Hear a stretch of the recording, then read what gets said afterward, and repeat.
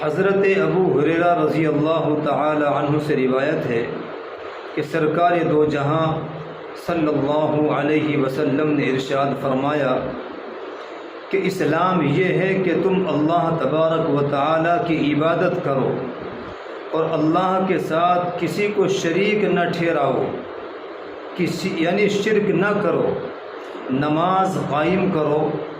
زکوٰۃ ادا کرو، رمضان کے روزے رکھو، حج ادا کرو اور نیکی کا حکم کرو، برائی سے روکو اور اپنے گھر والوں کو سلام کرو۔ اور آپ نے ارشاد فرمایا کہ جو ان میں سے کسی ایک کام کو چھوڑے گا گویا کہ وہ اسلام کے ایک حصے کو چھوڑ رہا ہے، اور جو ان تمام چیزوں کو چھوڑے گا تو گویا اس نے اسلام سے منہ پھیر لیا۔ اب محترم ناظرین، ہم سوچیں، اس حدیث کو بھی آپ نے سنا ہے،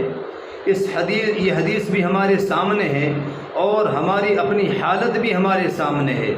کہ ہم کتنی تو نماز کی پابندیاں کرتے ہیں۔ نمازوں کا حال تو ہمارے یہ ہے ہمارے گھروں میں کہ 10 آدمی گھروں کے اندر ہوتے ہیں، لیکن مشکل سے 1-2 آدمی نماز پڑھتے ہیں،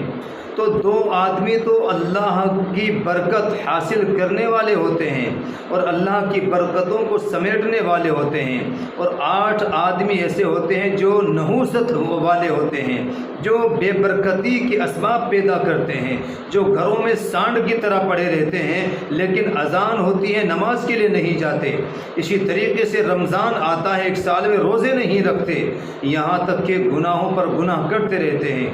تو ہماری نمازوں کا یہ حال ہے، کیسے مسلمان ہیں ہم؟ اسی طریقے سے زکوٰۃ بھی بہت کم لوگ ادا کرتے ہیں، اور اسی طریقے سے حج بھی بہت کم ایسے حضرات ہیں کہ جن کے اوپر حج فرض ہے وہ حج ادا کرتے ہوں۔ ہم نے بہت سارے لوگوں کو دیکھا ہے، بلکہ میں تو ایسے لوگوں کو کہ جن کے اوپر حج فرض ہے اور ان کے اوپر استطاعت ہے ان کے پاس، میں ان کو کہتا ہوں جہاں بھی جاتا ہوں کہ محترم آپ حج کریے، اس لیے کہ یہ بہت بڑا جو ہے، اگر آپ نے حج نہ کیا اور اسی حال میں آپ کا انتقال ہو گیا تو سمجھیے اللہ کی کوئی ذمہ داری نہیں ہے کہ وہ کیا یہودی ہو کر کے مرے، عیسائی ہو کر کے مرے، نصرانی ہو کر کے مرے۔ تو اتنی بڑی وعید ہے کہ جس انسان کے پاس حج کرنے کی قوت ہے، استطاعت ہے، اور وہ حج نہ کرے۔ اسی طریقے سے برائی سے ہم نہیں روکتے، لوگوں کو برائی سے بھی نہیں روکتے، بھلائی کا حکم نہیں کرتے، گھروں کے اندر نمازی نہیں ہے، بے پردگی ہوتی ہے، شرابی ہیں، جواری سٹیاری ہیں، یہ تمام کے تمام ہمارے گھروں کے اندر موجود ہیں، لیکن ان کو سمجھانے کے لیے ہم تیار نہیں ہیں۔ حالانکہ قرآن کریم کے اندر اللہ رب العزت نے فرمایا،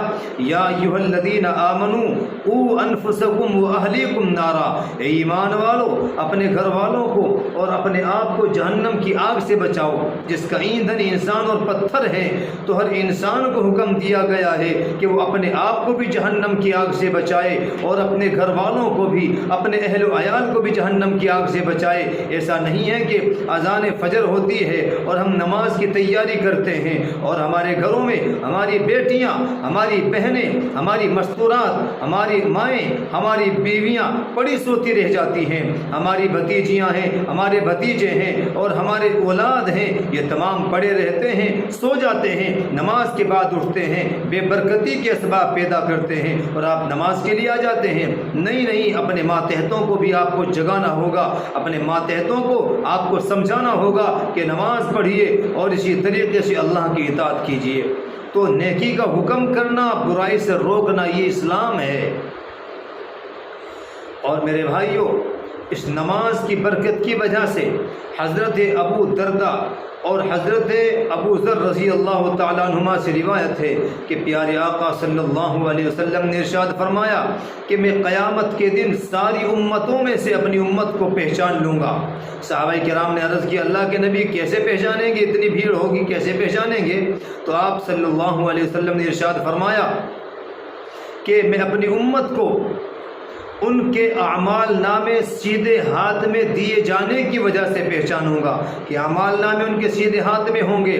اور ان کے چہروں کے نور کی وجہ سے پہچانوں گا جو سجدوں کی کثرت، سجدوں کی زیادتی کی وجہ سے ان کے چہروں پر نمایاں ہوگا۔ جو انہوں نے دنیا میں نمازیں پڑھی تھی، سجدے کیے تھے، اللہ کے سامنے اپنی پیشانی کو جھکایا تھا، تو اس کی وجہ سے ان کے چہروں پر قیامت کے دن ایک الگ طرح کا نور ہوگا، اس نور کی وجہ سے ہمارے نبی ہمیں پہچان لیں گے۔